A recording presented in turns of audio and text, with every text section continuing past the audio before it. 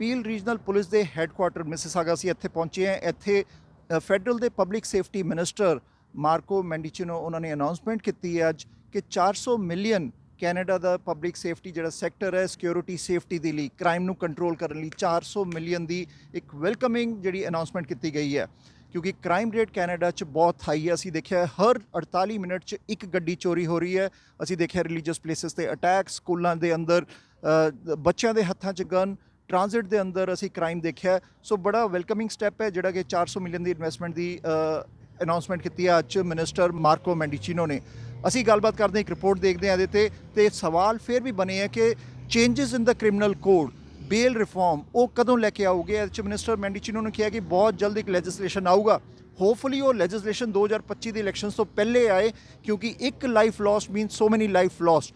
Already असी brave police officers जोड़े है लाइन ऑफ ड्यूटी ते लूज कर चुके हैं। असी किन्ने आर्म्ड रॉबरीज देखी हैं, कार जैकिंग देखी है, क्राइम देखा है क्योंकि एनफ इज़ एनफ जिदा मिनिस्टर कर्जर ने कहा enough is enough.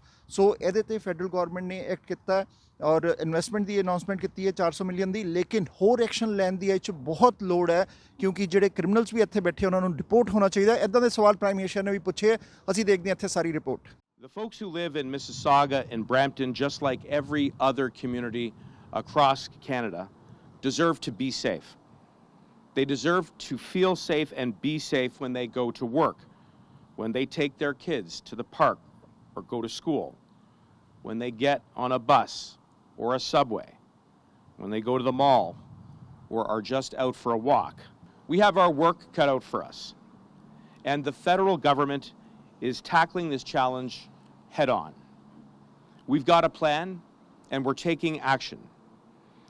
I firmly believe that the only way we are going to reduce gun violence and to stop crime is if we move forward with three things: strong borders, strong laws and enforcement, and strong prevention. And it's only with that strong plan that is based on these three pillars that we can get guns off of our streets and prevent further loss. We're making solid progress on all of these fronts. Last month, in fact, a little less than 2 weeks ago, I hosted the United States Attorney General Garland and the Department of Homeland Security Mayorkas in Ottawa for a summit on fighting crime at the border. Together, we signed 4 agreements between Canadian and American law enforcement agencies that will help to increase our capacity to trace illegal guns, to jointly use new technology to go after ghost guns, which use 3D printer technology that is hard to detect, and to create more joint enforcement operations. The federal government has also invested nearly $500 million into the Canada Border Services Agency in just the last 2 years alone. Backed by these 2 initiatives, we've seized about 1,100 illegal firearms at the border in the last year, which is a record number. We're also passing stronger gun control laws. Last week, we introduced amendments to Bill C-21 to strengthen the national ban on AR-15 style assault firearms. These are guns that were designed for a battlefield and have no place whatsoever in our communities. Which brings me to how we're supporting law enforcement and the important announcement I am here today to make. Before I do, I would be remiss if I didn't acknowledge the extraordinary sacrifices of the people who serve in uniform. This has been an especially difficult time for the policing community, not only here in Ontario, but right across the country. I have attended the funerals for 10 police officers who've lost their lives in the line of duty. And at each service, I am struck by the outpouring of support from all over the country for the families. It is a sober reminder that just as police are there to keep us all safe, so too must all levels of government work together to be there to support them. And so it is for that reason that today I am very proud to announce that the Government of Canada is investing nearly $400 million to fight crime and violence under the renewed Guns and Gangs Action Fund.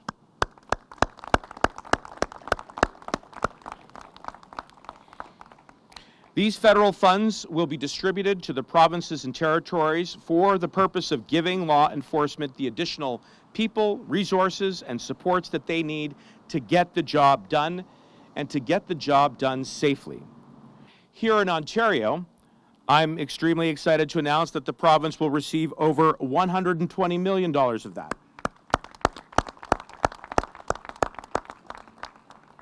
Now, this funding succeeds the initial Guns and Gangs Action Fund, which was first announced in 2017. We're building on the success of this program by nearly doubling its funding nationally. This funding is a game changer in our communities. It has already led to and will lead to more seizure of drugs, weapons, and cash, with a return on investment of over $7 for every $1 invested. And let me give you a few specific examples. On the other side of the country, on the West Coast, the money has been used to support the Combined Forces Special Enforcement Unit of British Columbia. This is a dedicated police agency made up of officers seconded from across the province, which fight gun smuggling, drug trafficking, and other forms of organized crime. Just last week, they announced the conclusion of a major province-wide operation which saw gang patrols deployed to high-risk places at key times to intercept illegal contraband. Officers recovered large quantities of drugs, thousands of dollars stolen, thousands of dollars in stolen vehicles and property, and more in cash and an array of illegal weapons. On the back end, it's also being used to support the BC Prosecution Service to put criminals behind bars and to help the BC Forensic Firearms Laboratory link illegal guns to crimes. And finally, here in Ontario, the money is being used for both intervention and enforcement, supporting investigations by the Provincial Guns and Gangs Support Unit, as well as the community initiatives like the Indigenous Youth Gang Prevention and Intervention Program, among others.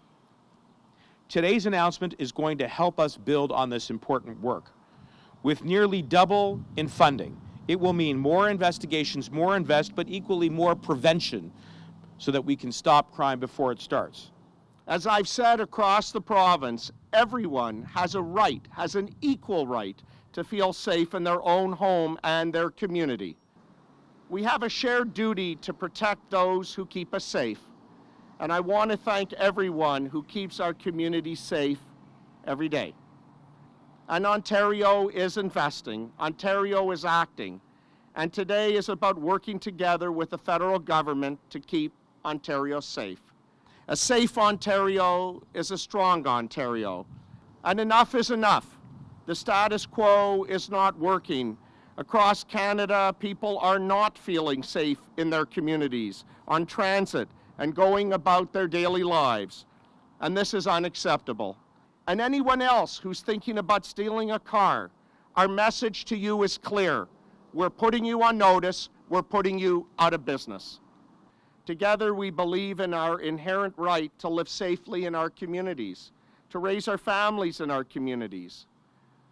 Our commitment to our public safety is absolute and constant. As the Premier has said many times, and as I've echoed, we will always have the backs that everyone that keeps our province safe. Let's recognize through partnership we make progress. We have done good work together, and there's more work to do. And I want to thank again my friend, Minister Mendicino, for our ongoing dialogue. And working with the federal government, Ontario and Ottawa have already invested over $200 million through the Guns, Gangs, and Violent Reduction Strategy. And this is making a difference. Every time the police seize dangerous drugs, take illegal guns off the street, or arrest a person who seeks to cause us harm, the gun and gang strategy is working. I want to give a special shout out to the leadership here at Peel for your work on Project Zucaritis. And recently you seized over $25 million, it's incredible, of illegal drugs off the street.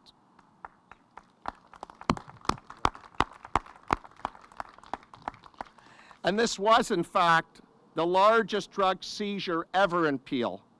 This is what's possible when governments support police services. Today, Ontario is welcoming Canada's additional nationwide investment of $390 million, which will continue to support our province's gun, gangs, and violence reduction strategy. And this will build on the progress already made by supporting Ontario's Gun and Gangs Joint Task Forces operation and our provincial Gun and Gang Support Unit to assist with investigations and prosecutions. We joined together today to send a clear message. Ontario and Canada stand side by side in keeping communities safe. And again, a safe Ontario is a strong Ontario, and this means a strong Canada.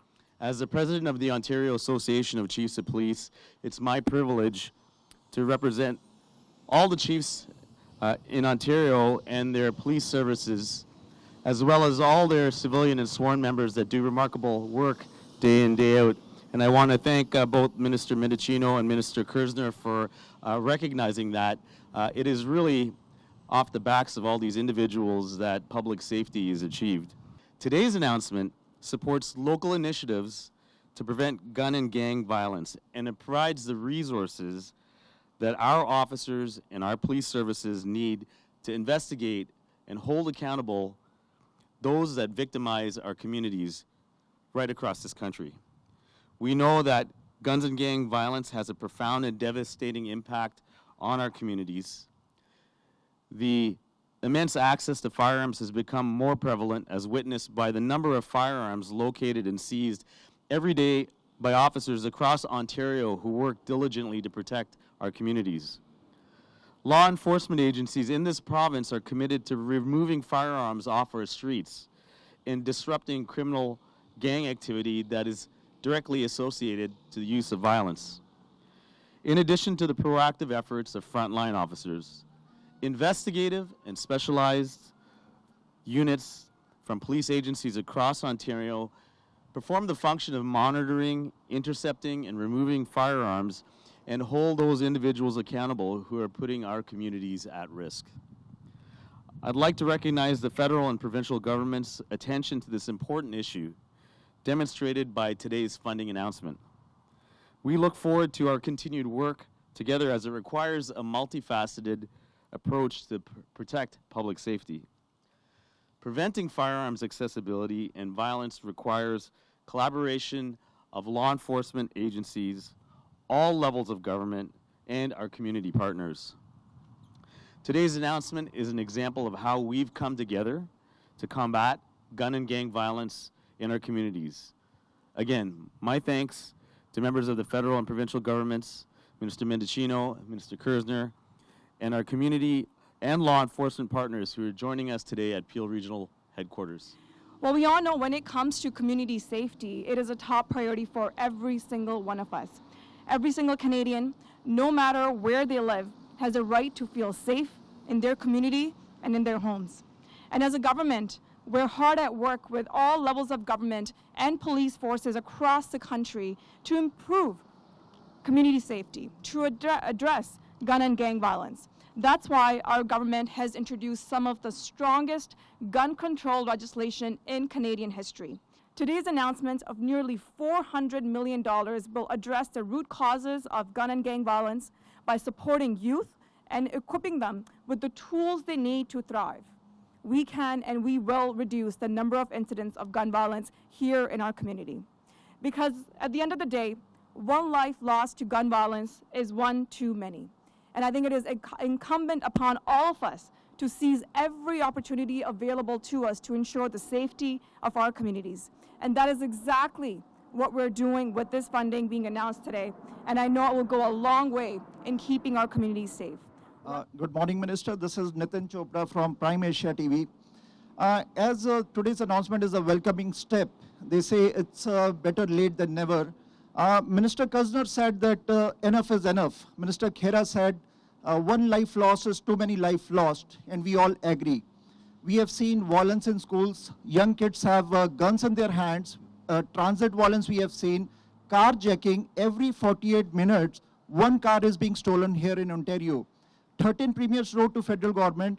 Many mayors, including Mayor Patrick Brown, wrote 2 years ago about the bail reform, changes in the criminal code. So again, the same question comes. It's too late now, and why we lost so many police officers, as you mentioned, on the line of duty? Where is the hindrance in the federal government to bring the bail reform, which is need of the hour today? Thank you. Well, we're taking strong action against gun crime and violence, and I want to take a moment again, not only to thank my colleagues from Peel Caucus, and you heard from Minister Kira, who highlighted the over $6 million which we delivered to this region to prevent gun crime before it starts. I would also point out that the action that we are taking at the border with an investment of $450 million into the Canada Border Services Agencies is going to help us crack down not only on gun crime, but on the issue that you highlighted around auto thefts. That is an area of great concern, and one in which we have been remaining in close contact with Minister Kersner, Deputy Premier Jones, the Premier, right across the country. And this is the culmination of all orders of government working together to reduce crime. Whether we're talking about gun crime, theft of property, including auto thefts, we are working together to make sure that we put in place the tools that are necessary to keep our communities safe. And then finally, on the question of bail reform, you've heard me say very clearly that we will be moving forward with a legislative package in the very short term, because I agree we do need to put a focus on repeat violent offenders, and that is something that we hope to have more to say about in the very short term. Minister, we have seen that many criminals, they came to Canada, and we have a list also that they had FIRs against them. They entered Canada either on a study visa or on a visitor visa, and they are residing here. There is a list of those people. They had a criminal background back home in their countries. They came here, got their PR, and is that not a threat to our country to keep Canada safe? Why can't government catch them and deport them? Because they already came with the fake papers. There is a long list of those criminals hiding here in Canada, having a safe haven, because international media project Canada as a safe haven for these criminals. Why can't we deport them urgently? Thank you. We have a very strong and progressive immigration system that ensures that people are screened for things like significant criminal backgrounds before they are granted status here. We have to continue to be vigilant about how it is that we do that screening. I would point to the fact that this is work that I do in close collaboration with Minister Fraser, Minister Joly. But I also want to highlight that immigration is the bedrock of this country. And I'm the son of an immigrant family. The people that I am standing with here on this terrace, and indeed the vast majority of Canadians relate to immigration because it's who we are. And I will tell you that in my many travels, that every time I talk to a newcomer, they want to give back. And that is at the very core, that is at the very heart of who we are as Canadians. And this is not just about doing the right thing, it's about doing the smart thing. Immigration helps to address many of the labor shortages that we have in our economy. Immigration creates jobs. There are significant labor shortages in some of the most essential sectors, including in the healthcare sector. And it is newcomers who are helping to fill those shortages so that Canadians get the essential health care that they need. It is newcomers who are going to help us do the laboring and skills that are necessary to build more housing right across the country. That's why immigration is important, but I assure you that we work very closely to protect the integrity and the strength of that immigration so we continue to chart out a course that will drive prosperity and growth through it. ਸਭ ਤੋਂ ਪਹਿਲਾਂ ਮੈਂ ਸਾਰੇ prime Asia viewers ਨੂੰ ਮੇਰੇ ਵੱਲੋਂ ਪਿਆਰ ਭਰੀ ਸਤਿ ਸ਼੍ਰੀ ਅਕਾਲ। ਅਸੀਂ ਇੱਥੇ ਪਹੁੰਚੇ ਹਾਂ ਪੀਓ ਪੁਲਿਸ ਰੀਜਨਲ ਹੈੱਡਕੁਆਰਟਰਸ $120 ਮਿਲੀਅਨ ਦਾ ਅਨਾਉਂਸਮੈਂਟ ਕੀਤਾ ਹੈ ਆਪਣੇ ਗਨਸ ਐਂਡ ਗੈਂਗਸ ਵਾਸਤੇ। ਸੋ ਤਕਰੀਬਨ $120 ਮਿਲੀਅਨ ਪ੍ਰੋਵਿੰਸ਼ੀਅਲ ਸੂਬੇਦਾਰ ਨੂੰ ਦਿੱਤਾ ਜਾਊਗਾ, and then the province will then decide on which police forces will get that funding, and we hope PO Police falls in that requirement because we know PO ਦੇ ਵਿੱਚ ਕਾਫੀ ਲੋੜ ਹੈਗੀ ਆ for more resources. Of course, we hear from constituents in our riding ਜਦੋਂ phone ਕਰ ਰਹੇ ਆ ਵੀ ਗੱਡੀਆਂ ਚੋਰੀ ਹੋਦੀਆਂ ਜਾਂ ਬੇਲ ਸਿਸਟਮ ਦੇ ਤੁਸੀਂ ਕੰਮ ਕਰੋ ਜਾਂ ਬਾਰਡਰ ਤੇ ਹੋਰ ਤੁਸੀਂ ਸਿਕਿਉਰਿਟੀ ਦਿਓ so we've invested close to $500 million CBSA ਦੇ ਵਿੱਚ ਅਸੀਂ ਇਨਵੈਸਟਮੈਂਟ ਕੀਤੀ ਗਈ ਹੈ we've seen in the past under conservative governments ਜਦੋਂ conservative ਸਰਕਾਰ ਨੇ ਤਕਰੀਬਨ 1400 officers ਫਾਇਰ ਕੀਤੇ ਗਏ ਬਾਰਡਰ ਤੋਂ we want to continue investing in our border because we want to tackle and catch guns and of course drugs that come across the border. So we'll continue investing in the safety of our citizens. ਇਹਦੇ ਨਾਲ ਜਿਹੜੀ ਆਪਣੇ community safety fund $6 million ਦੀ ਅਸੀਂ PL reason ਨੂੰ ਦਿੱਤੀ ਗਈ ਹੈਗੀ ਆ to help with youth programs. ਜਦੋਂ ਅਸੀਂ youth ਤੇ investment ਕਰ ਰਹੇ ਹਾਂ it will help to prevent crime and keep youth out of trouble. So ਇਸ ਦੇ ਨਾਲ we'll continue focused on keeping our community safe and doing what we can at the federal level. Chief, what you wanna say about today's announcement? Big announcement, 400 millions. Will it tackle one step closer? Absolutely, it will. You know, as the money flows from the federal government to the provincial government and each municipality, we'll be able to see each police service increase their resourcing and programming and even their ongoing strategies to do that. Here in Peel, we have a Specialized Enforcement Bureau, but we have very little resources to be able to put there. This strengthens that work that we can do, and even with our community partners. As Minister said that for the bail reforms, for the changes in criminal code, very soon the legislation will come, which is required of the hour because premiums wrote and the police chief also wrote in this. So hopefully it will come before 2025 because then there are selections. I completely agree. This morning, I had a conversation with the Minister Mendicino, along with the OPP Commissioner. Some of the conversation was that the community is waiting to see this come to fruition. We understand, as you heard today, there is a legislative bail reform package being considered to be announced. We welcome that because in the meanwhile, communities are watching the harm. The police agencies are also anxious to see a result. So we know that if those are the right changes and the right tools in our hands, it'll be one step closer to reducing the problem.